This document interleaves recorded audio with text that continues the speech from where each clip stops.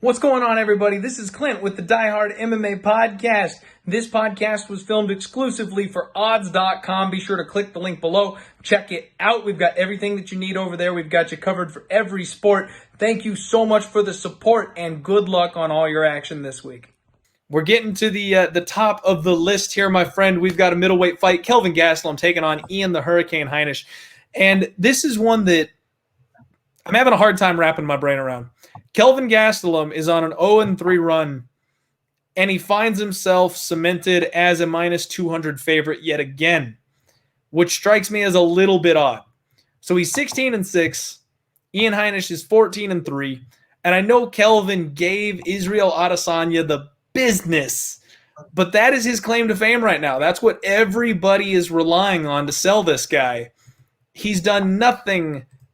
There's something wrong with Kelvin Gastelum, and I don't know what it is, but his last couple of fights, I faded him in his last two fights because you can just see that something is off with this guy. And one of the things I talked about with Tyrone Woodley, when he started his downward slide, I let everybody know, one of the first things you see with a fighter when they're at that retirement age, when it's time for them to hang it up, when it's time to go against them and bet as much money, make as much money as you can going against them after they've been elite, is when they stop pulling the trigger. When they have that slight hesitation, when the old Tyrone Woodley would have unleashed a hook from hell in that spot, but he decides not to this time. That's when it's over. That's when the downhill slide is beginning. And that's what I'm kind of seeing here from Kelvin Gastelum. I am extremely tempted on Ian Heinisch here, who's a real 185er. He's going to have the size advantage. He's got the reach advantage. He's training once again at Elevation Fight Team, our favorite camp apparently. Yeah. He's shown he's been talking about Ian Heinisch 2.0. He's been sitting on his punches a whole hell of a lot more. He's got a good strategy of grinding people up against the fence, which again, Apex, we're in the small cage. That should come into play here. And he's been working with Drew frickin' Dober, who is basically the perfect guy you could get to mimic Kelvin Gastelum. I looked it up, and Drew Dober is 1 inch shorter and has a 1 inch reach shorter arm span than Kelvin Gastelum. He's literally like the perfect little tanky style fighter to mimic the guy that he's going up against, and he's good. I think Ian's in the right spot. I think he's getting the right training. He's got great training partners. He's streaking. This is the case of a fighter going up and a fighter going down. And I have no reason to have minus 200 confidence in Kelvin Gastelum because he gave Israel Adesanya a run for his money that one time.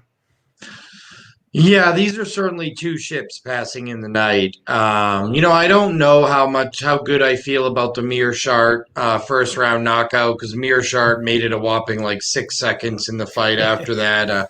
Although it was Chimaev, so you're like, wow, Chimaev's amazing, but Mearshart's looked bad lately. He's looking a little chinny. Yeah, so I'm with you on this one. The one thing I didn't know is, okay, so how is Heinisch going to win the fight? Because nobody knocks out Kelvin Gastelum. Just doesn't happen. The guy's tough as nails and has a big-time chin. And I also agree with you that his fighting style lately is one that's a little more defensive. Because he's not pulling the trigger on some of these punches, he's also not putting himself at as big a risk of getting necessarily knocked out. Now, that first-round submission to Jack Hermanson, I agree. Something looked off in Kelvin Gastelum. He didn't want to be there. No, you know what it reminded me of is the Dan Hooker Michael Chandler fight. Yes. Where you're like, is Dan Hooker injured? I mean, Dan Hooker, I saw him stand and trade with Dustin Poirier, yet he was running away from Michael Chandler like they were having a backyard race. And I'm like, what is this? A sprint?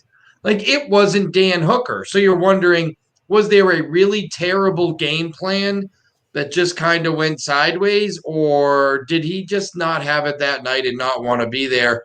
Because sometimes that happens in MMA. Weight cut goes terrible. Something's on your mind, whatever.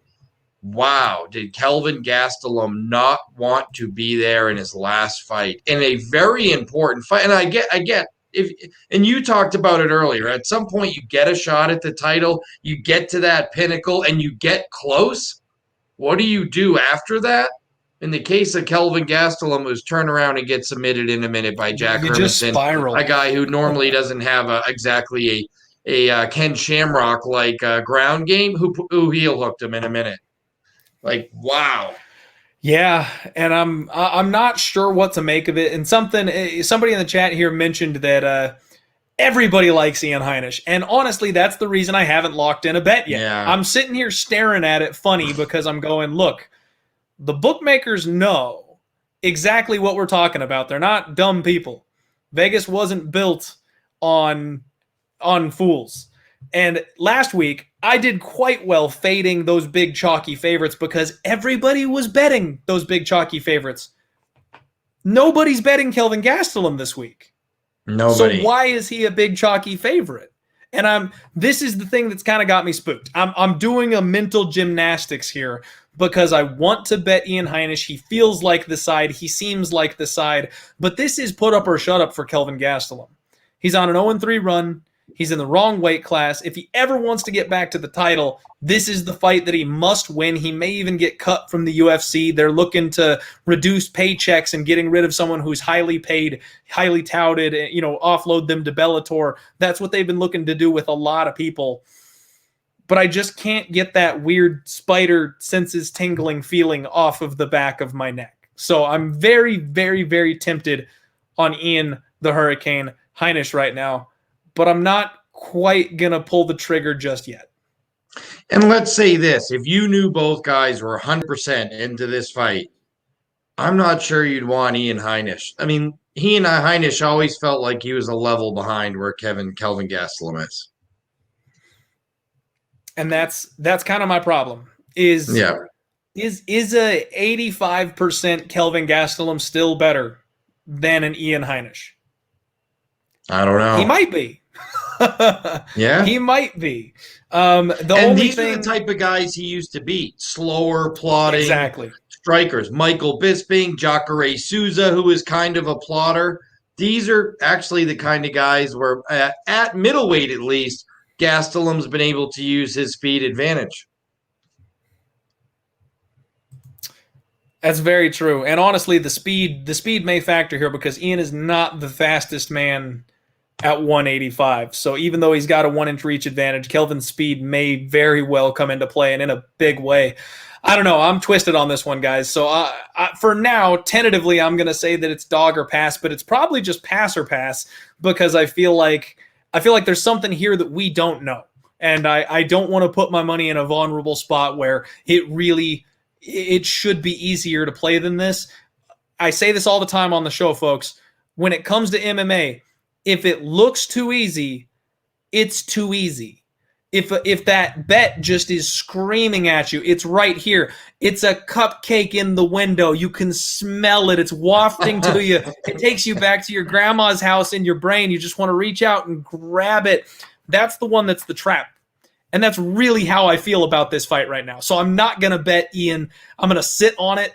I'm going to do my brain trust with the other, odds cappers, my boys Lock in the Night and Cody Safdie and all them, and see what DFS and Guru and Nikki and all my boys in Locker Room have got to say about this one, and maybe we'll come up with something. But it may end up just being your classic fireball and popcorn.